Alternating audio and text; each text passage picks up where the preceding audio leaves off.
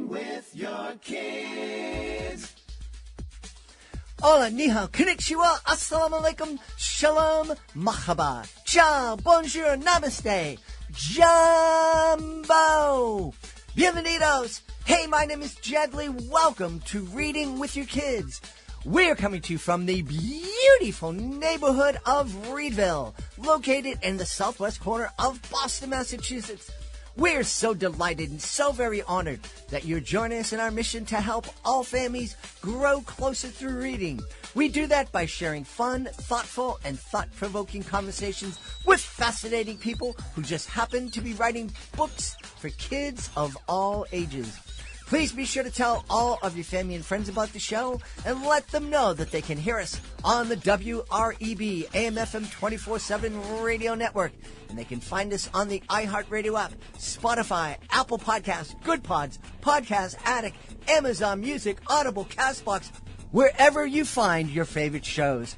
We have a really fun episode for you today. First up, Wray and Mike Helm will be here to celebrate the book bus. This is a fantastic story. You don't want to miss it. Later in the show, we'll meet Taylor Hintermann celebrating Kipps Funny Little Feet. And Joren Cull will be here to celebrate I Am Book. We would like to invite you to embark on a transformative journey with The Invisible Backpack, A Life of Courage, written by William Hartwick. Are you burdened by past hurts, grief, or trauma?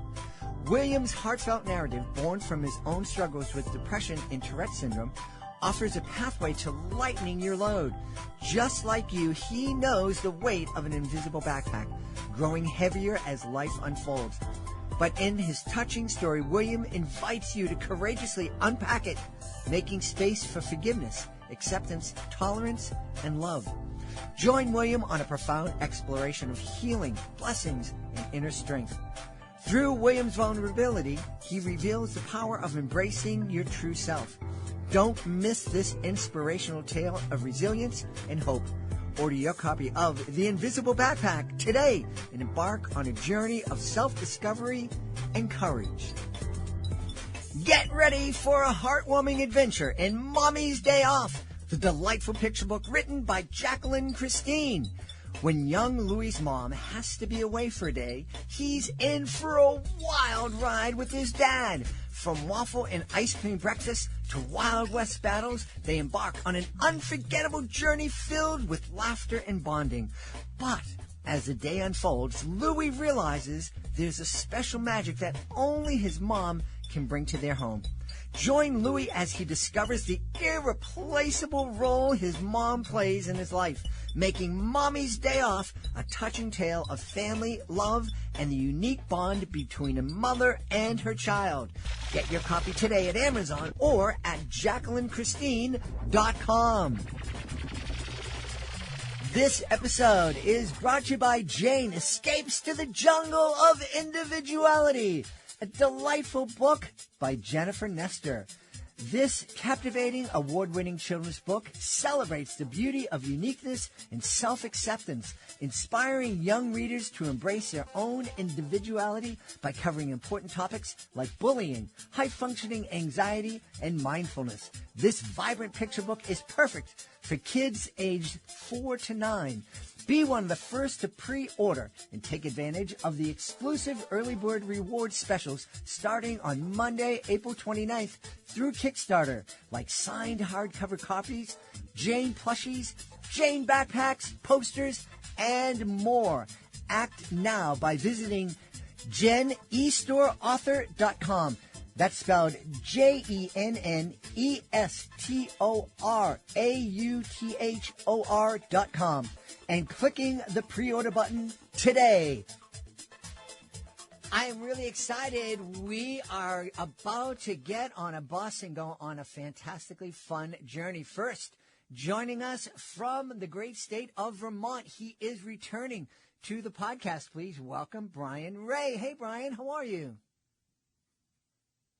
Hey, Jed, good to see you. Great to see you. I can't wait to speak to you about the book bus, but before we do, we should introduce the illustrator of the book bus. He is coming to us from Cincinnati. He's Mike Helm. Hey, Mike, how are you? I'm well, Jed. Thanks for having us. You are welcome. Hey, Brian, tell us about the book bus. This is a neat concept, and it's based on a true story. It is. I knew about the book bus, which was founded and currently run by someone named Melanie Moore. I knew the work she was doing. I had been seeing her work on Facebook, and around November of 21, 20 or 21, she reached out to me and said she'd been thinking about doing sort of a picture book, a fictionalized version of the book bus's story, and asked if I would be interested. And knowing the incredible work that she was doing with the book bus, it was an absolute no-brainer. I jumped at it. It was a tremendous opportunity. So yeah, and so we sort of started taking it from there. Great. And what is the book bus? I'm just envisioning this bus that's filled with books that runs around the country. The book bus, there's Tilly. The book bus is an actual refurbished 1962, I believe, VW truck that Melanie bought when she retired from teaching. And she had it refurbished and started a nonprofit. She uses all of the funds raised through, at first a book club and now through an actual brick and mortar store to get books into the hands of children who would not otherwise have the chance to get books. What was your thought, Mike, when you first received the manuscript and started creating the images for the book bus? I was all into it. I have wanted to make a picture book since I was a lad, and the moment in the story when the little girl is reading aloud, sitting in the back of the truck in the barn, was the scene that really got to me, and I started doing sketches of that, and we had a number of conversations, Melanie and I, about her vision for how the illustration should be. We tried a whole lot of things and eventually settled on the style that is now in the book. But it was I was really excited about it. Yeah. Sort of saw the whole thing light up before me when I read the story. What a great idea to take your time, your resources, and share it with the world through bringing literacy to kids who otherwise wouldn't have access to books. What was it like for you, Brian, when you discovered what Melanie was doing? I was immediately impressed by the work. This is before she asked me to possibly be involved with the story or writing of the story. But I mean, I had such admiration for the work that she was doing. Followed it, sort of religiously on social media because it was so inspiring. So yeah, we know as advocates for books how important it is for children to get books into their hands. We just had Let's Read Vermont Day in Vermont on Friday the 12th, and I was reading something about that, and it said that if a child reads or is read to for 20 minutes a day, just 20 minutes a day, that means over the course of the year, they are introduced to, I think it's 1.8 million words in just a year. So obviously it expands a child's vocabulary, it improves their comprehension skills, and I would argue equally important, it opens them up to worlds and invites them to explore. So seeing the work that Melanie was doing, I was in awe of her and the book bus. Yeah. Yeah. And, one of the statistics we heard about, reading with your kids just for 20 minutes of a day, when they get to kindergarten, they will have heard 800,000 more words than their peers who hadn't been read to. And that's an advantage that is almost impossible to those kids who haven't been read to. It's almost impossible for them to catch up. Absolutely, yeah. And it just immediately sets them on a course of being curious people, of wanting to learn, and of having the skills and the tools to do so. Mike, what you're mentioning the style of illustrations. I'm not a visual artist by any means, but I can tell that there's definitely styles of illustration. How would you describe the style of illustration that you agreed on with the book bus? Well, Brian, hold it up there, can you? Yes, gladly. Yeah, so when I was coming up and I was I started getting interested in picture books, I liked things that had a lot of form to them. And so if you could see that, the shape of that tree on the left side and the shading on the bus itself. And Melanie had talked about wanting a softer look. So originally I'd started doing some things in pen and ink with color on top of that. But we went with watercolor, and I started shading over top of that with pencil so I could keep it soft and give it kind of a gentle look. I had hoped to kind of go for an art movement style that was popular in the early part of the 20th century called regionalism, which was a lot of landscapes done by Grant Wood and Thomas Hart Benton and Maxfield Parrish and some other artists. And I'd always been drawn to that, but before I started working on this, I didn't even know about that art movement. Don't know much about art history, but I had been introduced to it while I was doing the first sketches for the book. And I thought, okay, that's it. That's what I want to go for. So I hope that some of that spirit shows up in these illustrations, if not exactly the style. Yeah. Well, you mentioned that Melanie wanted a kind of a softer feeling for the illustrations, and that is exactly what the book looks like. The cover art there, it is inviting, I guess, and the book bus itself has this personality. I'm just looking at that front cover art, and I can almost feel like the book bus itself is alive and waiting to give kids a hug through all the books that it's bringing. It's kind of hard to beat a 1960s Volkswagen for personality. Yeah, the minivans that I've been driving for 30 years just don't compare.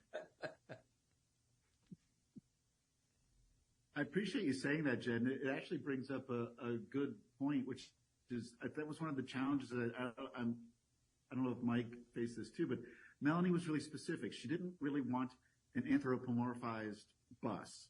She didn't want big eyes and, didn't talk and, smile and wink and all these things that maybe we might expect from a children's book that involves a truck. So it was kind of fun to sort of navigate through that as a writer, to find ways to tell a story where there's a bus that is clearly, has human qualities, but was not humanized or, again, anthropomorphized, I guess is the best way to say it. So Tilly doesn't speak, but we know she's thinking things. We know she's feeling things. So that was definitely challenging as a writer. Mike, I don't know if that was a challenge for you in illustration. I know that that's something that I had sort of fun playing with in a way. Yeah, I agree. I think Melanie and I agreed on that right away. We didn't want to put eyelashes on the headlights and so forth. And the text kind of carried the ball in that regard. The look of the Volkswagen is so infused with personality already that it felt to me like you didn't really need to do much else. So it was just a matter of kind of storyboarding it out and thinking of it like, from my perspective, thinking of it like a filmmaker. If I was making this into a movie, where would I put the camera for this scene? Yeah. What would I want to show? Tell me, Brian, what's Melanie like? Melanie's amazing. This was sort of a writer's dream, really. First of all, she's doing this amazing work. Second of all, she was really clear about what she sort of wanted to see happen with the project, and things that she would like, things she wouldn't like. So all the parameters were in place, and she was, a lot of what's in the book is true. The fact that Tilly, the book bus, used to work on a cherry farm, I believe it was out in Colorado, but that she had essentially been retired to a barn because, new trucks came along, and that, her usefulness on the farm had sort of been eclipsed by other things. So all these things were sort of in place. So the elements were there. So it was really kind of wonderful to work with Melanie. She gave me all this great material, and then I just kind of had to, shape it, mold it basically into the book. Yeah. Was it intimidating for you, Mike, to be working? One of the things we've learned that I've learned doing the podcast is that very oftentimes, and most often with traditionally published books, there's this wall between the author and the illustrator and maybe the person who's inspired book, and just so the illustrator can just do his or her thing without a lot or any input from the author. And this sounds like Melanie had an awful lot of input into your work. Was that a benefit, or was it especially challenging for you? It was absolutely a benefit because all the input was at the beginning when we were trying to settle on a look for the thing, and how it will, like, kind of the vibe for the whole look of the project. But once we established that, she was hands off, and I would send her things. At the first couple I sent, I had a little consternation about, is she going to like it? Is she going to come back with complaints and corrections and stuff? But there was none of that. Yeah. She was happy with all of it. Yeah. Once we'd established the basic storyboard, the sketches for how much text would appear on each page, what would be the illustration to accompany that text, and how that would all fit within the, I think, 15 spreads of the book.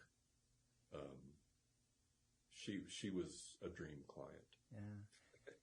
For sure. Brian, one of the people that we celebrated here on the podcast, and I'm sorry, I can't remember her name. It was a few years ago, but there was a woman who did something similar through Appalachia on horseback. She would ride these impossibly difficult trails through Appalachia to bring books to kids in very remote villages and towns. And it sounds like Melanie is kind of a modern day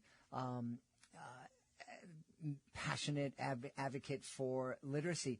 If she were here today, I would ask her, Melanie, where did this passion for literacy and reading come from? She's not here today, so I guess you're the best person to ask. Well, we did talk about the fact that she was very much inspired by a book called, I believe, Parnassus on Wheels, that came out, I think, in the early 20th century about a man who takes over a bookmobile, and that becomes his passion.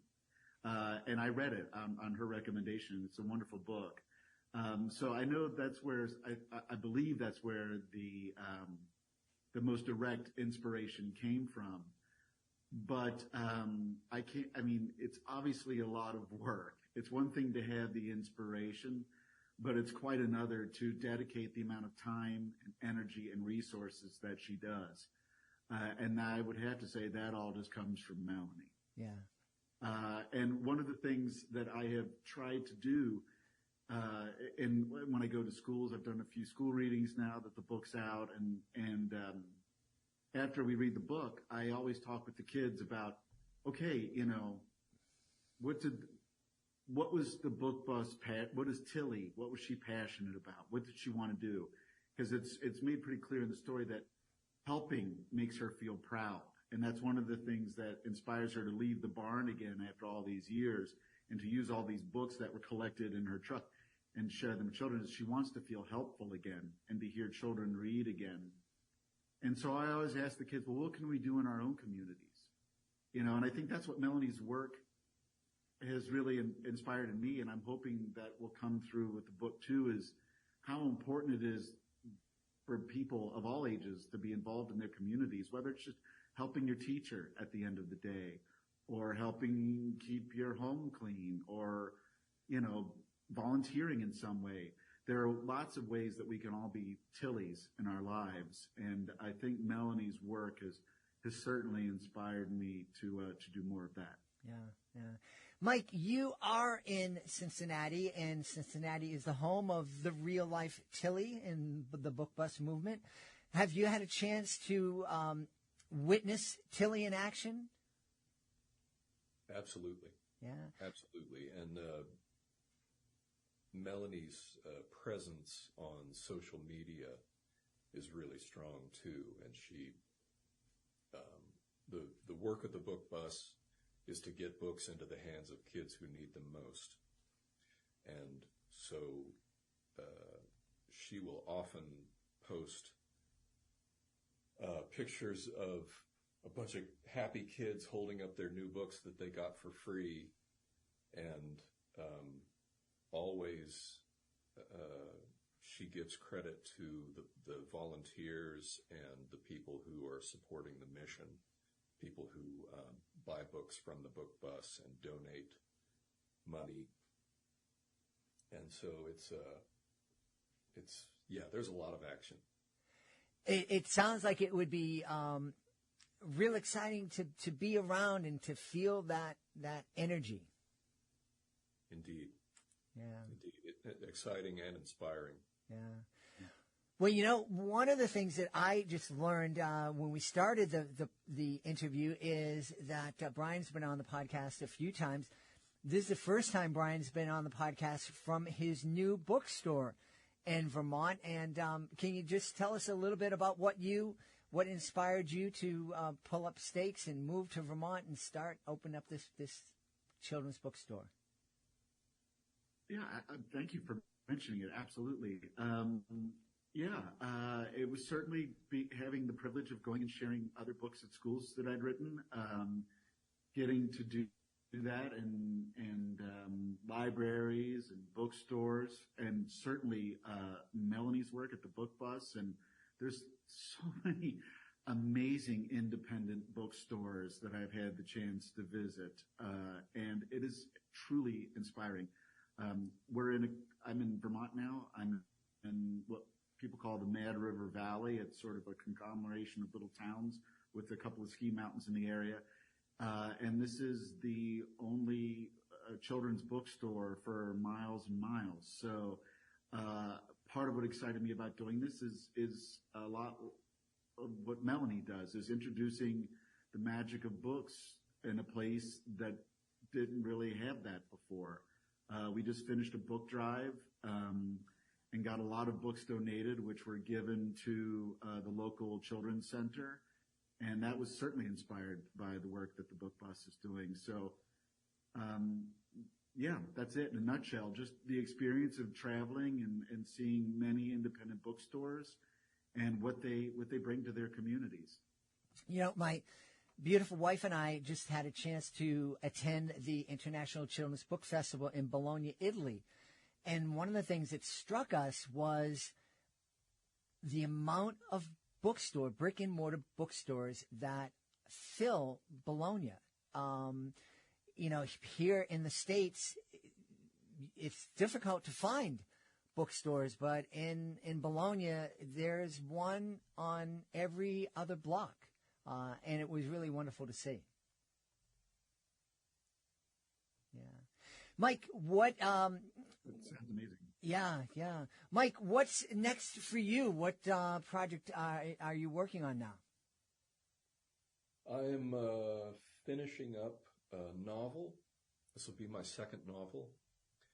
And I'm scheming another picture book. I've been inspired by spending so much time working on the book bus. And I wake up thinking about what's the next project, and eventually have come up with an idea. So I'm doing sketches for that right now. Awesome. Mike, where can we go to find out more about you? You can go to my website, which is Helmworks Inc. /ML, helmworksinc.com/MLH. Wonderful. And Brian, where can we go first? Where can we go to find out more about the book bus itself and maybe become a supporter? CincyBookBus.com is the web address. You can go there. And I believe that is also the handle for Instagram, for Facebook, and you can find anything you want to find out about the book bus's work through those sites. Yeah. And what about for you and your bookstore? Oh, the bookstore is called Inklings Children's Books, and that's our handle on Instagram. And or Facebook is just Brian Wray, and I put stuff on there as well. Right. I love that, Inklings Bookstore. That's really cool. We had a great time talking about something really cool, the Cincy Book Bus, with our guests, Brian Wray and Mike Helm. My friends, thanks so much for being with us. Thank you, Jed. Thank you. Thanks so much, Jed. This episode is brought to you by Nursery Rhymes for Kinder Times, written by Pam Gittleman. Are you uncomfortable with the dark, often horrific messages found in traditional nursery rhymes, but understand the strong positive impact that rhyming stories have on language, literacy, musicality, and imagination? If you said yes, we've got the perfect book for you. It's Nursery Rhymes for Kinder Times, written by Pam Gittleman. This multi-award-winning book contains 8 updated nursery rhymes designed to nurture kindness, empathy, and gratitude, with beloved characters and situations that allow them to illustrate a range of emotions while modeling what it means to be kind and compassionate. This collection will delight and educate a new generation of children and the adults who love them. Plus, each rhyme is coupled with emojis and discussion questions to support the social and emotional intelligence of preschoolers. It's the perfect gift for new parents or grandparents, a great addition to your home or school library, and a unique take on teaching kindness and language skills to our youngest learners. Get your copy today, Nursery Rhymes for Kinder Times by Pam Gittleman. Attention all adventure seekers. Get ready to embark on an epic journey with author Tim Wright's The Adventures of Toby Baxter Middle Grade series. Join Toby Baxter on his thrilling escapades filled with mystery, friendship, and courage. With 2 exciting books already in the series, now is the perfect time to catch up before the release of the highly anticipated 3rd installment. Book 1, River Elf, the Giant, and the Closet, is a high-flying middle-grade fantasy. If you like daring journeys, hilarious characters, and heartfelt lessons about confidence, then you'll love the 1st installment in the series.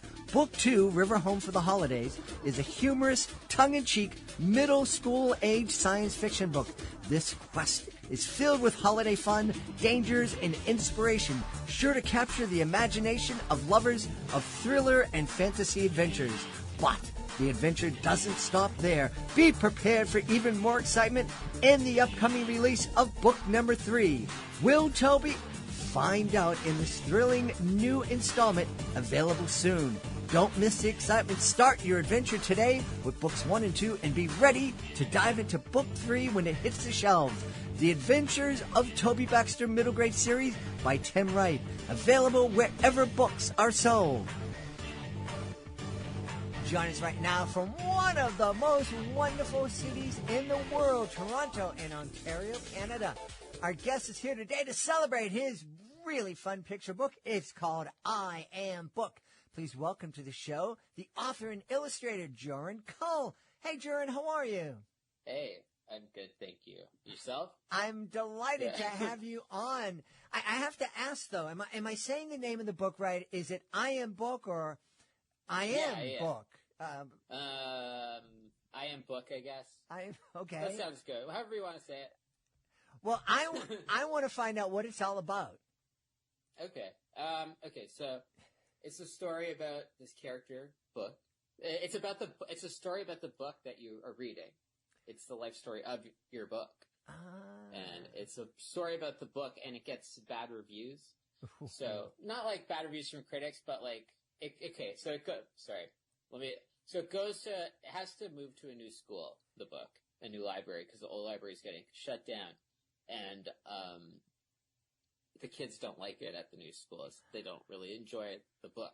So then the book tries to like change itself into different books, tries different genres out, different jackets, and then learns to love itself for the book it is and fits in at its new school in the meantime. That's very cool, and certainly a journey a lot of kids find themselves on. Yeah. It's pretty cool. It's fun. Like if you open the jacket, the inside is like the character, so you can kind of have a little character toy with your book. You know, you play along with it. Yeah, that the book becomes a living, breathing thing. Yeah, exactly. Yeah. What was the inspiration for I Am Book? I don't know. There wasn't one really. I just thought it was a good idea. I wish I had a better story. I just thought it was a good idea. I wrote it like 10 years ago. And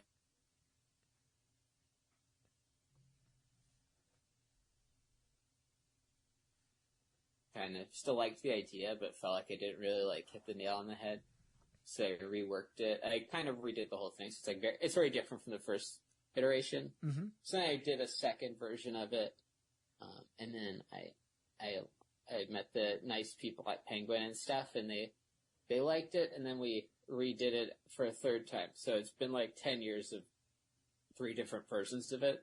I don't know, but I just thought it was a fun idea. I kind of liked it. I guess the original reason it came to my head was that I was watching a lot of I guess like kind of videos that like I have like you ever like listen to like videos that are kind of like just calm you down, and it's like, this could be okay, like kind of like meditative sort of like calming videos. And then I was thinking of making a book that would like kind of lend itself to that as like someone reading it. And that was sort of the original idea, if that makes any sense, but it sort of changed a lot since then. I'm guessing that it changed a lot because the story that you shared with us doesn't sound like necessarily a calming story. It sounds like an adventure that kids will really enjoy taking.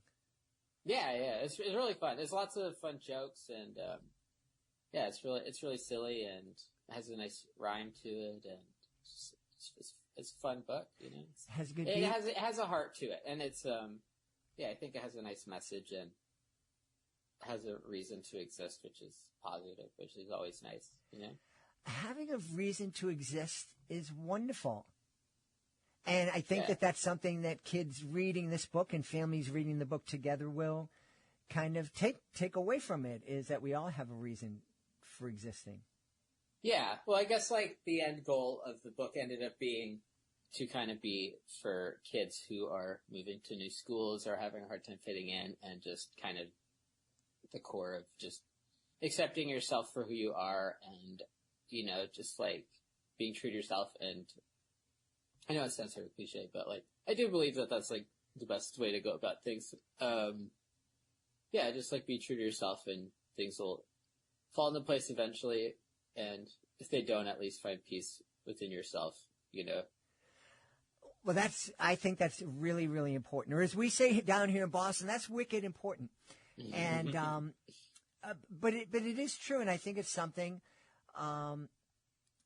that parents can talk about. You know, we talk here on the podcast about books being mirrors, windows, and sliding glass doors, and certainly a kid that is in a new school or has never felt like they belong in a school, this is certainly a book that those kids can see themselves in and learn from and grow from. But I think it's also really important for kids who don't find themselves in that circumstance to be able to look at and be able to see that, well, you know, there are some classmates that don't feel like they fit in, and that kind of sucks. And and this and what do you think you can do to help change that? I guess I would hope that the book would let kids help kids be empathetic towards everyone. You know, everyone could use more empathy. Hope the parents read it too. You know, and also, you know, I guess I just want everyone to just preach empathy. You know, to everyone, and I think empathy, just have a positive message. Yeah, you know. Yeah, but also come at. I do try to come at things with humor. So there's a lot of humor in the book, and hopefully, it'll just make people happy and, you know, stuff like that for a bit. Yeah. I'm always curious because I was not blessed with that muscle that you have to create visual art. I can create messes and go in the kitchen when I'm cooking. Man, that can look like some modern art that I've checked out. But I'm always curious when I have an author illustrator on to find out what came first, the idea for the illustrations or the story behind them. This one was just, it kind of depends, you know, like we were talking about music earlier, and it's sort of the same thing, because I used to do music too, where it's like, you know, sometimes you write a song on the drums, and sometimes you write a song on the bass guitar, and sometimes you write a song just in your mind, you know. I don't know. This book, the story came first, and then the visuals came after. Like I was saying, there was so many different durations, and the first one was looked completely different. So but then sometimes you doodle and you come up with stuff. But I think usually the idea comes first a lot of the time for me. I think now that I think about it. Yeah. You have a really neat style. Is there a name for the style of illustrations that we find in your books? I don't know. I guess I tell people that sort of like playful, sort of naive, sort of not cartoony, but sort of cartoony, you know, just sort of like playful, nice, colorful, cartoonish, childlike. I don't know. Yeah. No, when I'm looking at it, it's really fun, and but there's also sophistication isn't the word, but it also reminds me of some of the animation I see in some cartoons that are created for adults. So I'm looking at it, and it's like, I wouldn't get turned off by this art if I was a parent. And my kid brought this home and wanted to read it. Yeah. I think the book is I think it's for everyone, and I think it's written for kids, and I think it's written for parents and people with no kids, just as well. I really feel like it's not for one specific person. I think the art is like that, and I think the jokes are like that, and I think the story and vibe is sort of like that, where I do feel like it's sort of very accessible to everyone and has something for everyone in it. I genuinely do feel like that. You know, I don't want to be talking down to kids, and I've made a book that I feel like I would enjoy, and I don't have a kid, and you know, you could remove kids and it would be great, but it also has a great message for kids and for everyone, because everyone needs to be empathetic, and everyone needs to, no one's fitting in all the time, you know, and everyone has, I don't know, I feel like you get older and you still have the same issues that kids have when they're going to a new school, but, you know, it could be in the workplace or, you know, whatever. You know, and I think that's really important because, of course, the whole idea behind the Reading with Your Kids podcast is to encourage families to read with their kids, but the reading is the starting point. It's the conversations that we can have with our kids. as we're reading and after we're reading. And I think that you hit on something that I would really encourage families to explore it when kids pick up on this theme of not fitting in. And if they allow themselves to be vulnerable enough to admit, wow, there's times that I don't fit in. I don't feel like I fit in at school. That would be the perfect time for a parent to say, yeah, you know, when I was in school, I didn't feel like I fit in sometimes. And when I'm at work, and just, you know, again, building that empathy, letting kids know that, hey, this is kind of like a universal condition that everybody feels from time to time. Yeah, definitely, yeah. And no, I think it's a great story time book. You know, I think parents will have a lot of fun reading to their kids. Kids will have a lot of fun reading it because it's got a really good. I was like very like, you know, like I do love music and I come from like music just as much as everything else. So I tried to make it very like melodic, you know, like the words as much as I could. Yeah, stuff like that. You know. So if you had to do this. You know, it's an unfair question, but what the heck? If you had to compare I Am a Book to a music artist or a genre of music, where would you put that? I don't know. I'm sorry. I would have to think about that. I could email you later and tell you. There's too many things. I don't know. I couldn't say. I'm sorry. That's not a problem. Not a problem. Yeah. I have the advantage of looking into Joren's room, and he has a massive collection of vinyl, and he shared with me some of the artists that are in his collection, and they have a really cool and eclectic taste. Oh, thanks. Yeah, I'm open to everything. You know, with all sorts of everything. I just like to learn and stuff like that. I don't know. I like that. My influences lie everywhere. You know. I like that. I like to learn. That's really cool. Well, we should learn where we can go to find out more about I Am Book and find out more about Joren Cull. Yeah. You can like pre-order it like everywhere, really. I think like on the internet, just type it in Google. I'm sure the Penguin site, you could go on there and get it. I Am Book, Joren Cull, on my website. We've had a great time speaking to the author and illustrator of I Am Book. Our guest has been Joren Cull. Hey, Joren, thanks so much for being with us. Oh, thanks for having me. Really appreciate it. Are you looking for a creative way to bond with your kids? Let me tell you all about Drawing with Your Kids, the ultimate destination for artistic adventures. Join us as we dive into the wonderful world of children's books with renowned illustrators guiding you step by step. From beloved characters to whimsical scenes, unleash your imagination and create cherished memories together. Whether you're a seasoned artist or just picking up a pencil, there's something for everyone at Drawing with Your Kids. Please visit our website, readingwithyourkids.com, and click on the Drawing with Your Kids link at the top of the page and let the creativity flow. Drawing with Your Kids, where every stroke brings stories to life. Join us right now from the beautiful state of Minnesota. Our guest is here today to celebrate her debut picture book. It's called Kipps Funny Little Feet. Please welcome to the show, Taylor Hintermann. Hey, Taylor, how are you? Good. Thanks for having me. Delighted to have you on. This is an intriguing title. Tell us about it, please. So my children's book that's coming out in April is called Kipps Funny Little Feet. And it is written after my son, who has some special needs, and it's a special needs disability inclusion book following him learning how to walk with supportive braces such as SMOs or AFOs. Okay, you lost me at SMO and AFO. Tell us what those mean.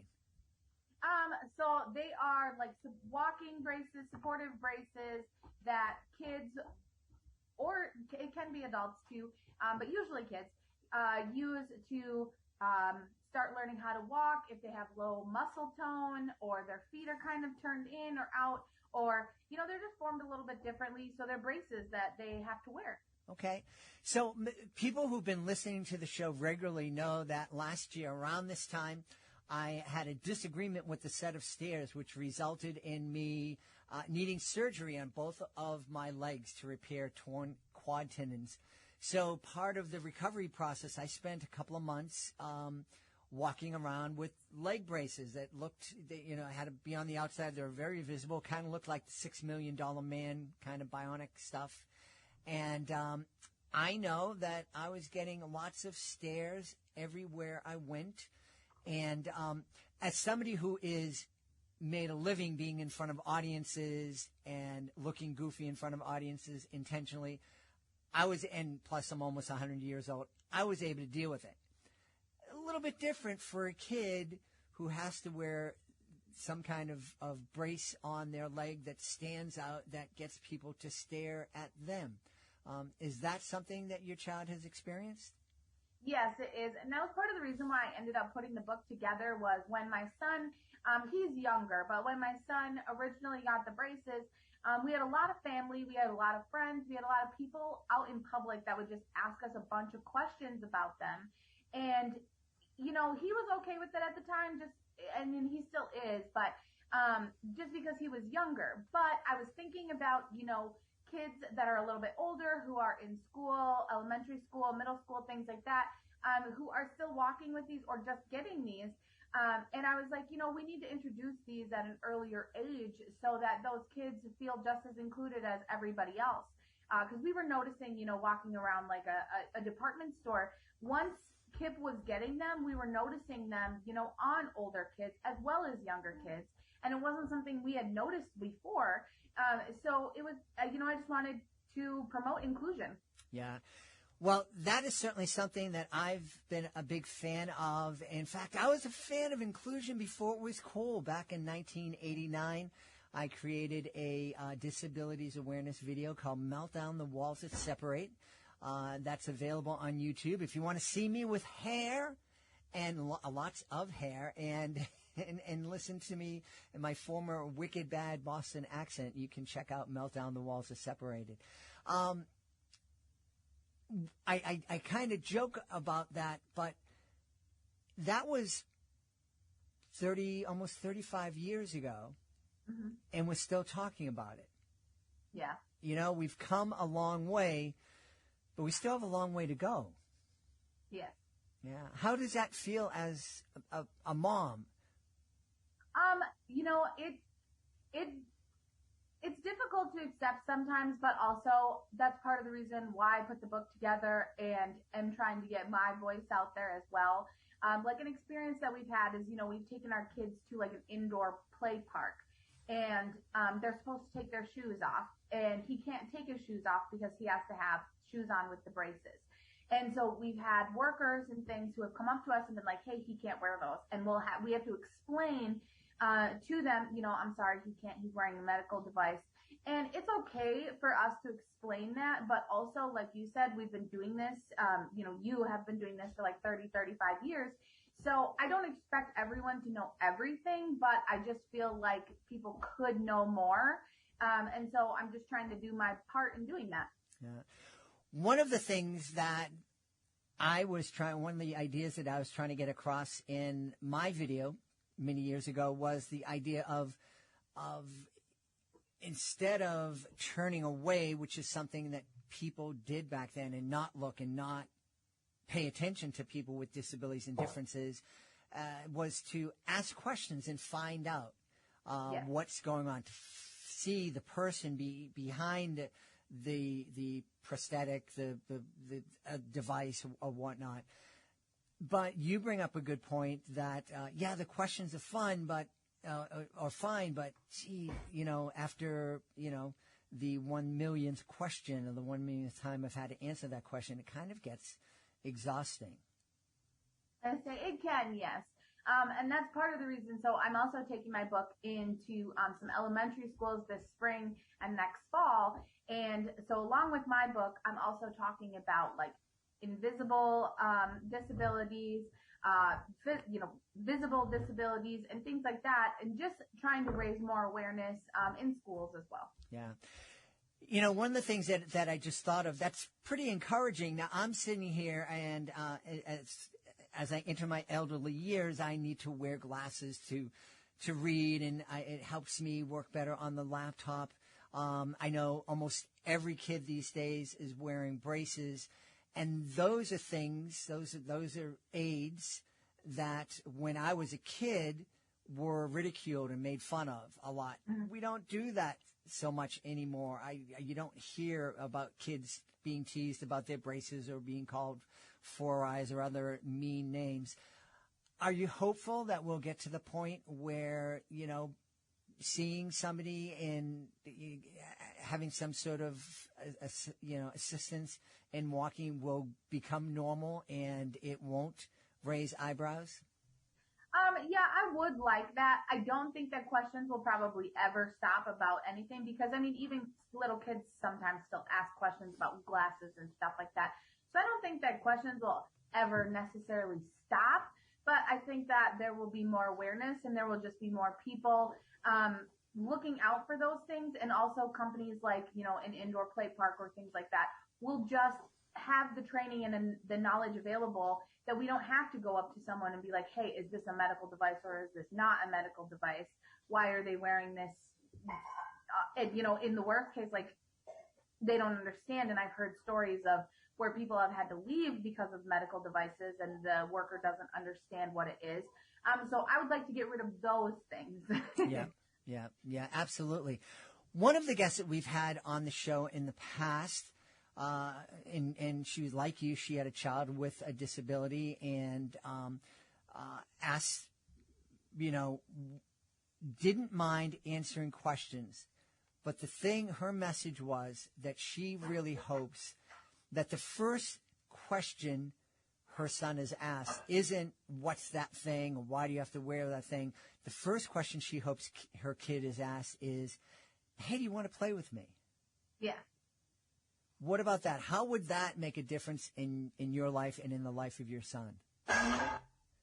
Sorry. It would make a huge difference.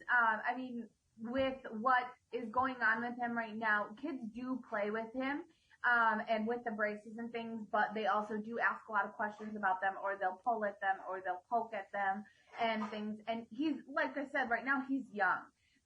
So that doesn't totally bother him at this point, but he's getting to an age where that is going to bother him. So I would like it if it was just, hey, let's play. And they just knew this is what Kipps wears. Yeah.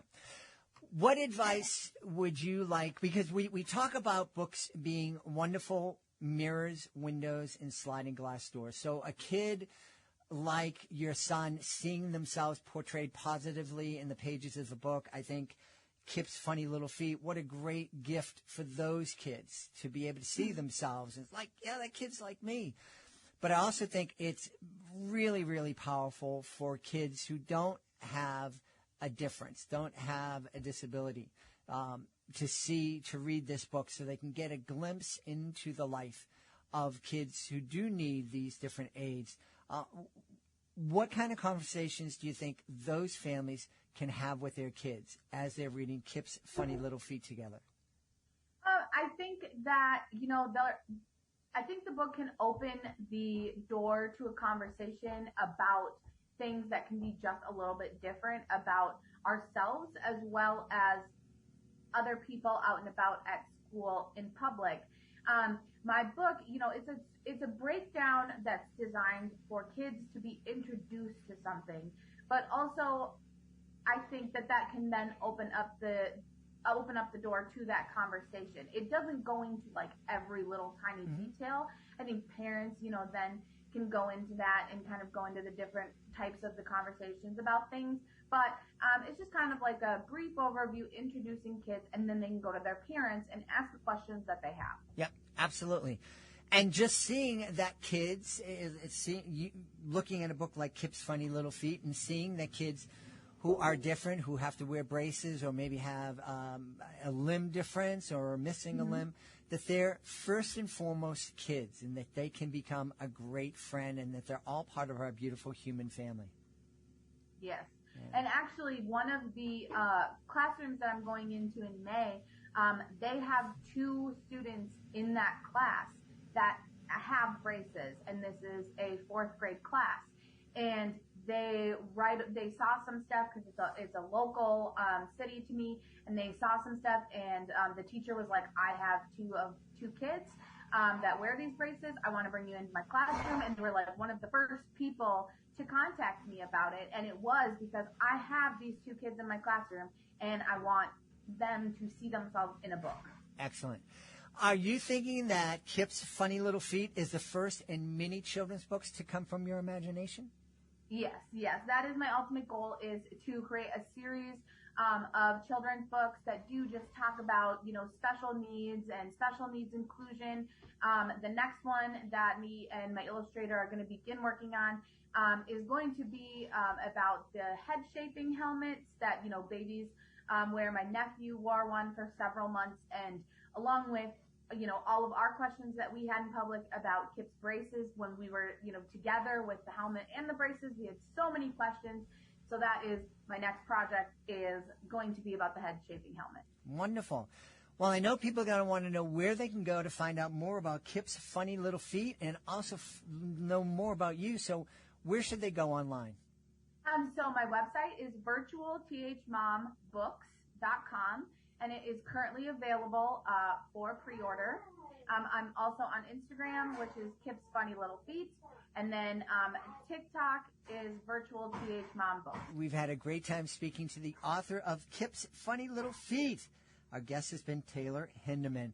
Hey, Taylor, thanks so much for being with us. Thank you. Thank you for having me. We hope you've enjoyed this episode of Reading with Your Kids and will join us for the next exciting episode of the show. In the meantime, please be sure to connect with us on social media, facebook.com/readingwithyourkids, at Reading With Your Kids on Instagram and TikTok, and at Jedley Magic on Twitter. We would love for you to visit our website, readingwithyourkids.com. Download our free online magazine, check out our Certified Great Read Wall of Fame, and use the contact button up at the top of the page to send us a message and let us know who you would like to hear on a future episode of the show. I want to thank the folks who made today's show so wonderful, starting with our guests, Wray, Mike Helm, Taylor Hintermann, Joren Cull. I want to thank all of our sponsors. I want to thank my amazing team, Fatima Khan, Rory Grady, Chris Doherty, Nick Warner, Kyoko Ito, Kayla Newland, Kristen Barrett, Sydney Swan. I want to thank my beautiful wife for all of her support, but most of all, we all want to thank you. Thank you so much for taking the time to listen to the show today, and thank you so much for taking the time to make the world a better place, and you do that every time you read with your kids. I'll be looking for you in the next episode of Reading with Your Kids.